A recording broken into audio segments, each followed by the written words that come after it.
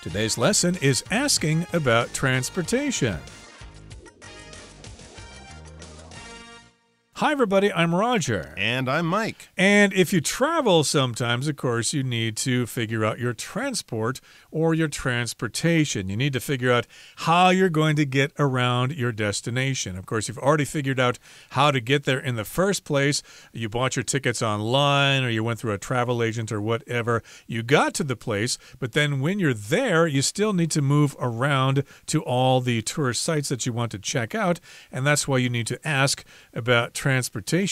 I think we've got Otto here going to Australia. Oh, okay. So he's going to be visiting a new city. And yes, unless you're very wealthy, taking taxis or Ubers all the time around a city is probably not the most economical or sensible way of doing it. So using public transportation is one of the first challenges that you will have to sort of take on. And these days with apps, a lot of things are pretty simple, but you can also do it in other ways. You can maybe even buy your own tickets and really go old school, or you can buy a special card. Like here we have the Easy card that kind of lets you use the MRT or rent bicycles or things like that. And every city has their own unique system. Often the cards have their own unique names. But once you master it, and it probably won't take you more than 1 or 2 trips, and a careful look at the local transportation network maps, then you'll probably be very easily moving around the city, doing it efficiently and at a very reasonable price. So let's find out how to do it, for starting off with buying a transportation card in our first little dialogue. Asking about transportation. 1. Buying a transportation card. After his flight arrives at Sydney Airport, Otto heads to a service counter to purchase an Opal card. Hello, I think I need an Opal card, but could you clarify exactly what it covers? Sure. The Opal card can be used on trains, buses, ferries, and light rail across Sydney. Great! Do I need to tap the card when I get on and off? Yes, you need to tap both getting on and off to make sure you're charged the correct fare. Got it. Please also note that the minimum top-up at the airport station is $35 Australian dollars, and there's a daily fare cap of $17.80 for adults. In other words, no matter how much you travel in one day, you won't be charged more than that. Understood. Thanks so much for your help. 大家好，第一部分介绍动词 purchase， 它的意思是购买、采购。例如 Toby purchased a plot of land to farm. Toby 买了一块土地来耕种。或者 Raymond purchased an airline ticket through an online travel agency. Raymond 透过线上旅行社购买了一张机票。再来看到动词 clarify， 表示说明、阐明、澄清。例如 The architect clarified the design concept by presenting detailed sketches and explanations. 该建筑师透过展示详细的草图和解说来说明设计概念。或是 The police chief clarified his statement during a press conference. 警察局长在记者会上澄清自己的发言。继续看到名词 ferry， 它的意思是渡轮、渡船。例如 Bruce took a ferry from France to England. Bruce 从法国搭渡轮到英国去。也可以说 Ferries take passengers across the river every hour. 渡轮每个小时都会载送乘客渡河。后面介绍形容词 minimum， 表示最低的、最低限度的。可以说 These test scores do not reach the minimum requirement for admission. 这些考试成绩未达录取的最低要求。又或者说 For crimes like this, there is a minimum sentence of 10 years. 对于此类犯罪，最低刑期为10年。另外补充这个字的反义词 maximum, M-A-X-I-M-U-M, maximum, 意思是最高的、最高限度的。造个例句 Henrik plays his music at the maximum volume. Henrik 以最大音量播放音乐。另一句 Pat's car can fit a maximum of 5 passengers. Pat 的车最多能容纳5名乘客。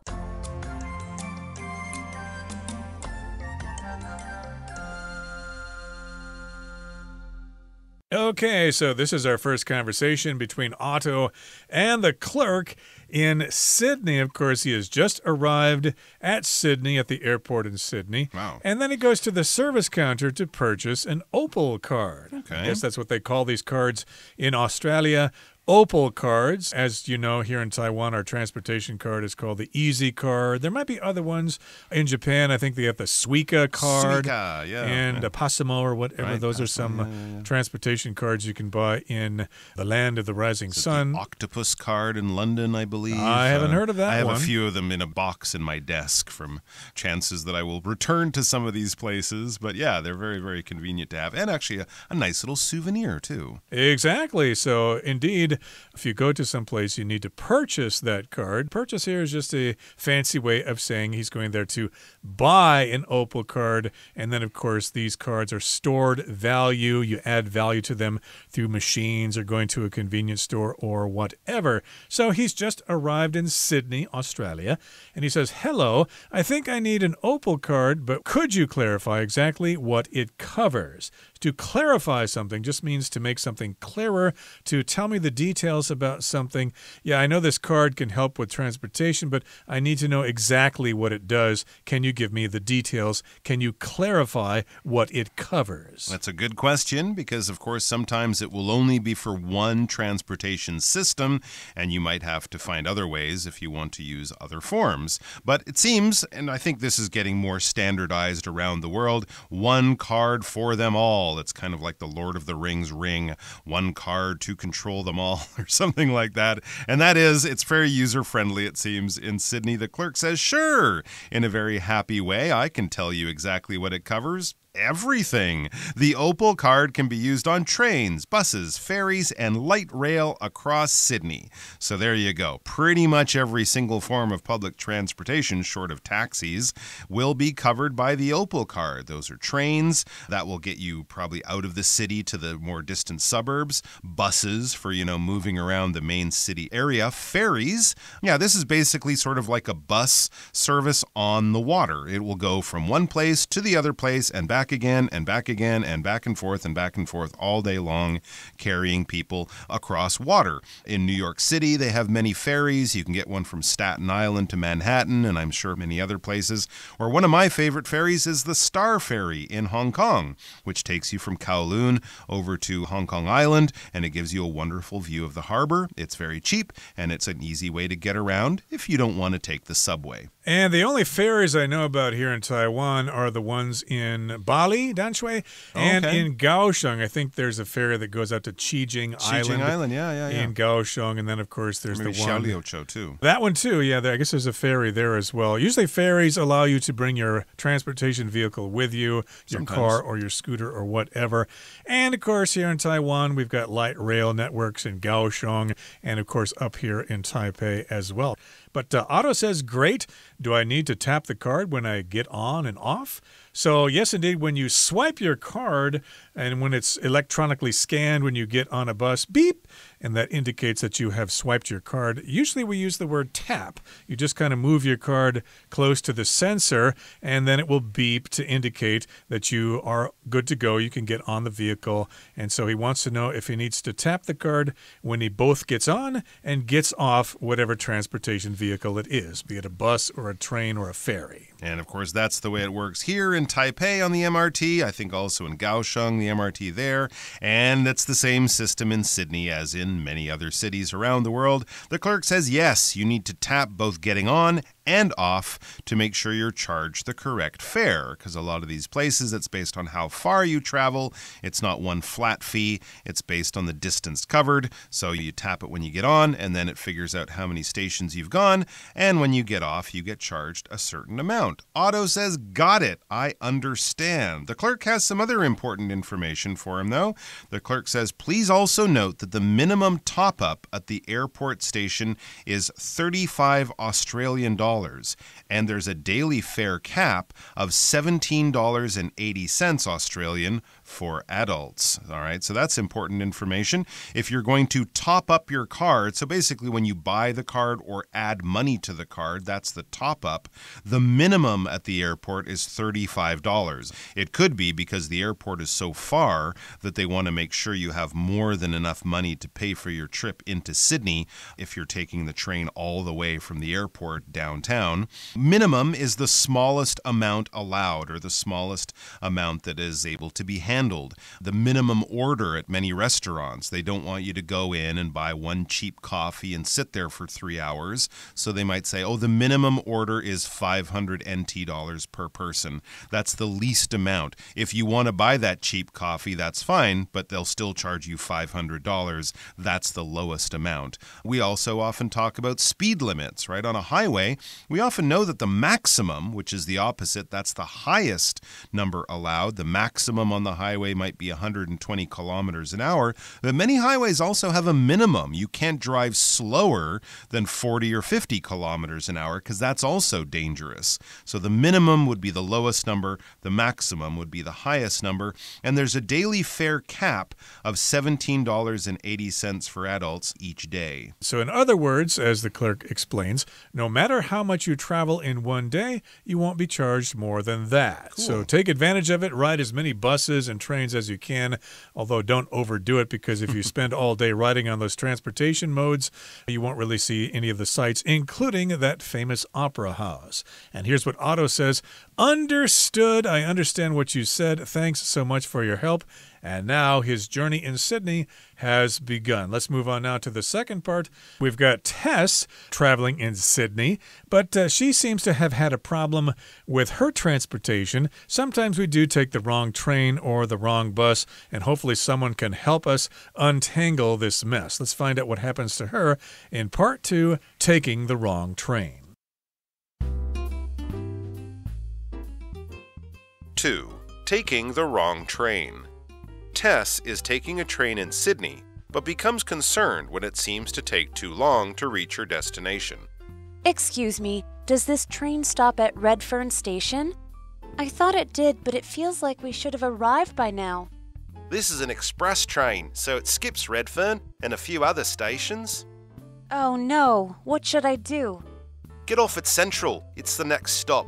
It's a big interchange. Then catch a train going back on the All Stops line. Thanks so much. Oh, and make sure you tap your Opal card properly, or you might get flagged for fare evasion. Got it. Thanks again. 第二部分看到名词 destination， 它的意思是目的地。例如 The package arrived at its destination earlier than expected. 这个包裹比预期还要早送达目的地。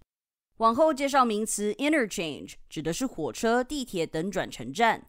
举例来说 Maps at the interchange clearly show all the transfer options. 转乘站的地图清楚标示所有转乘选项。或是 At the next interchange, please transfer to the red line.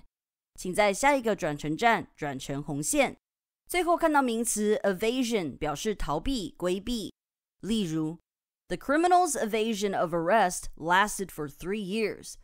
这名罪犯逃避逮捕长达3年。也可以说 The politician was accused of tax evasion. 这位政治人物被指控逃税。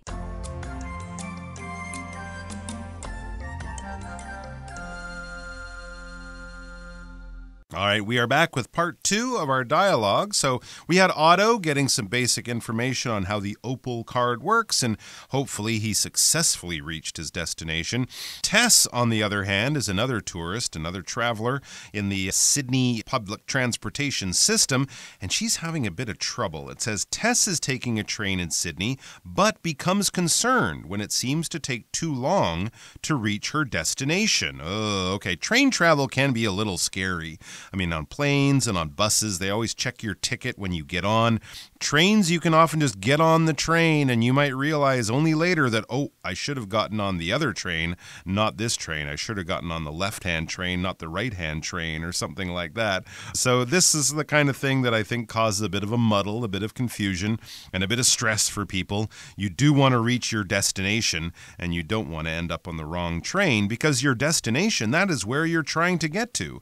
When you leave home, you probably have a destination. Where are you going? I'm going to school. I'm going to work. I'm going to the store. I'm going to the airport. And then I'm going to fly to Argentina. That's my destination. It's just the place that you are going to. So let's see how Tess gets in a bit of a muddle here. Yep, she's on the train itself and she asks another passenger, "Excuse me, does this train stop at Redfern Station? I thought it did, but it feels like we should have arrived by now." So she's been riding on this train for quite some time. She did look at the map first and she thought, okay, this should take about 10 or 15 minutes or whatever, but it seems like she's been on for 20, maybe even 30 minutes. So she thinks something is wrong here. Let me ask a fellow passenger about this situation. Yeah, what happened here? Why haven't I arrived at my destination yet? And she does tell the passenger where she wants to go. She wants to go to Redfern Station. All right, this is where you get a little nervous because I think I made a mistake somewhere. And yes, it turns out she did. The passenger, clearly this person is a local, so they're very helpful in this situation. They're a local person. They know how it all works. They tell her this is an express train. Oh, so it skips Redfern and a few other stations. Yes, there are train lines like that. If you've been in New York, for example, you might be standing in a subway station and whoosh, a train just goes right by you and doesn't stop. You go, where was that train going? Well, that's an express train, probably. There might be 20 stops along this line, but it only stops at the 5 busiest ones. I think if you take that purple line out to the airport from Taipei Station, they have both a local one that stops at every stop in Sancheng all the way out through Taoyuan, and then they have the faster one, is mainly used by people going to the airport. It only takes about 25 minutes instead of about 45 minutes, or the high-speed train also will stop in the big cities going down to Kaohsiung or going up to Taipei, and the other one will stop at every station. So the express train won't stop at all the stations. You would want what is often called a local train, one that will. So she's missed her stop. In other words, she's gone too far. She's going to have to backtrack. How does she do that? Well, she says, "Oh no, what should I do?" Yeah, what should she do? She wants to know what she should do. And the passenger says, "Get off at Central. It's the next stop." You could also call it the next station. Usually in trains we have stations, and for buses we have stops, but you might hear people say stop when they're riding a train. So here the passenger says, yes, get off at Central Station. It's the next stop on this particular line. It's a big interchange. Then catch a train going back on the all stops line or on the local line. So yes, she's got to go to the next big interchange. An interchange, of course, is a place where lots of train lines come together and you can change trains there pretty easily. There are interchanges here in Taipei, like Taipei Station, of course. You got the blue line and the red line going through there, or Ximending is an interchange between the green and the red line, etc. Or there's another place where you can switch from the brown line to the blue line, etc., etc. You get the idea. Here, Central is a big interchange, and then she needs to take the local train back or the all stops line to get to Redfern Station. There you go. She's been sorted out thanks to the help of this helpful local passenger. And so she says, thanks so much. And of course, she's quite relieved that it seems that her little muddle, her little problem here won't be too hard to solve. The passenger then mentions one other important bit of information. Oh, the passenger says, and make sure you tap your Opal card properly or you might get flagged for fare evasion. Since you've gone a few extra stops, you might pay for that, or make sure you don't tap it at the interchange. You just make the change first. Anyways, you want to pay the right amount of money because with the computer system, the card might beep when you get to your final destination and say, hey, you haven't paid fully for the distance that you've covered. You don't want to get kind of in trouble or get flagged for fare evasion. When something is flagged, it's sort of taken out of the sequence or taken out of the normal order of events and sort of shown as being a problem or being an issue. issue or having something that requires a little bit more information. If you're in a meeting and there are a bunch of different points that someone is making, and there's one that you kind of are concerned about or seems a little bit off to you, you might flag it, you might put a mark on it or point it out afterwards as being something that you think isn't quite right, something like that. And fair evasion is something you don't want to get flagged for or pulled over for or get in trouble for even possibly, because evasion is avoiding something that you shouldn't avoid, avoiding a rule. If you try to evade the rules, then you're trying to not follow the rules. If you get charged with evasion of smoking rules or smoking laws, you're smoking in a place that you shouldn't, like in a subway station or on the MRT, it could result in a very large fine. And in the same way, if you just jump over the gates at the MRT and try to get a free ride, if the police or security people see you, that would be fair evasion, and you can get in trouble for that.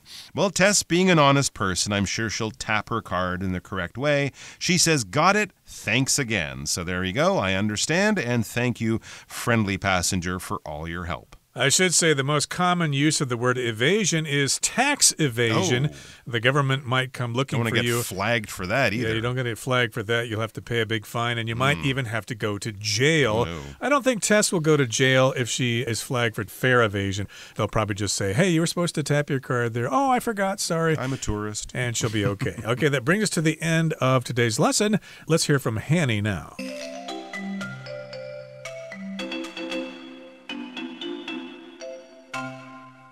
各位同学大家好，我是 Hanny。 我们来看今天的文法重点。在课文第一部分的对话里， Otto 在飞机抵达雪梨机场后，他前往服务柜台购买交通卡。文中用到 head 当动词，它是表达前往，朝着什么什么前进，后面可以接介系词或副词，像我们就可以用 head to 或者是 head for 加上名词来表达前往某地。那也可以用 head back 表达回去， head home 回家， head north 朝北方前进等等。那我们这边造两个例句。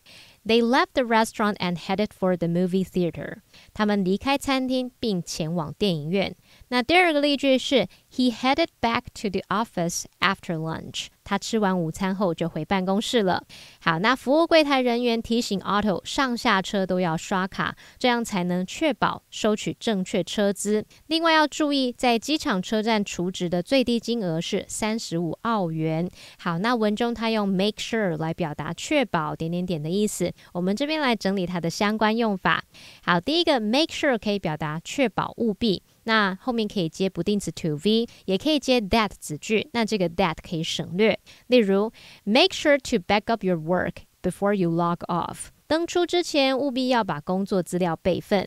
好，第二个我们可以用 make sure 来表达确认、查明、弄清楚，那后面可以接 of 加名词，或者是可以接 that 子句，那么 that 一样可以省略。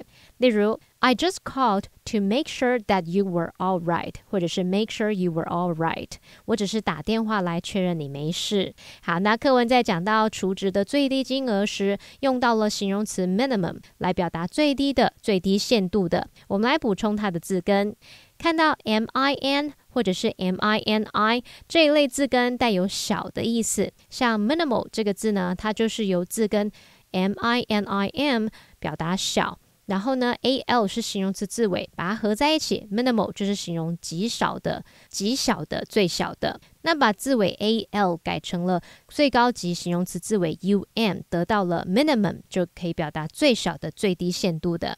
那这边顺便补充两个这一类字根的单字，第一个是 diminish， 那它的字首 di 源自于字首 de 的变形，在这边表示完全，用来做强调用。那字根 min 它是表达小， ish 在这边当动词字尾，合在一起 diminish 就表示减少、缩减、降低，意思就跟 decrease、lessen、reduce 等等差不多。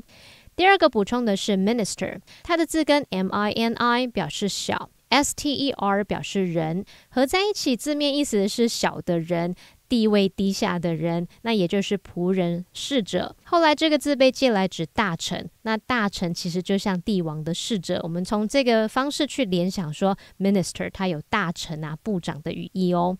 好，那以上是今天重点整理，我们回顾今天单字吧。 Purchase. You can purchase tickets online before the event starts. Clarify. I need to clarify the details as we prepare to sign the contract. Ferry. Bob missed the last ferry because he arrived late. Minimum. The minimum age to drive in this country is 18. Destination. After walking for 40 minutes, we finally reached our destination.